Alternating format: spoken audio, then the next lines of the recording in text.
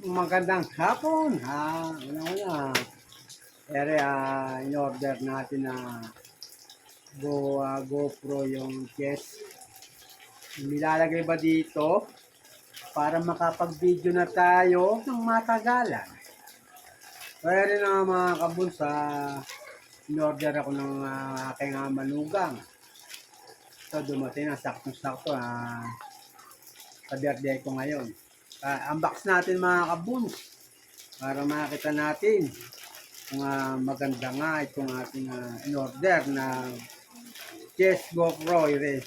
Kahit yan tayo magpunta, makapag-vlog tayo, hindi na natin nakahawakan.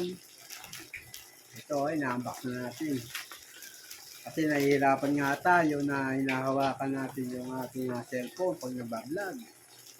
Saka ito, sakali makapag-vlog tayo ng mabuti, dire-diretso na.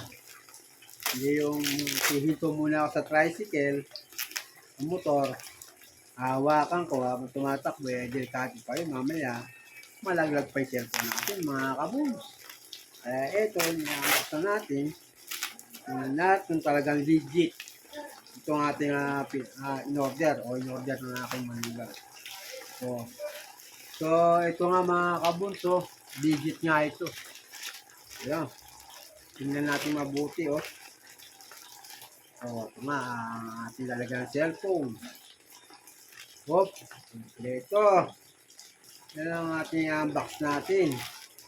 At tayo para cellphone mabuti, yan, diba, dito to, yan,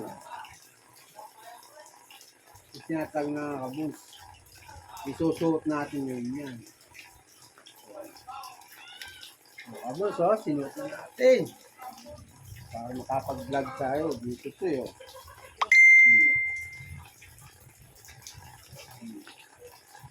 yung mga kabus. Saka dito natin kakabit ito, Kompleto siya mga kabus, Meron baba siya, taas. Maraming salamat sa ating manugang. In-order aking itong pang-vlog.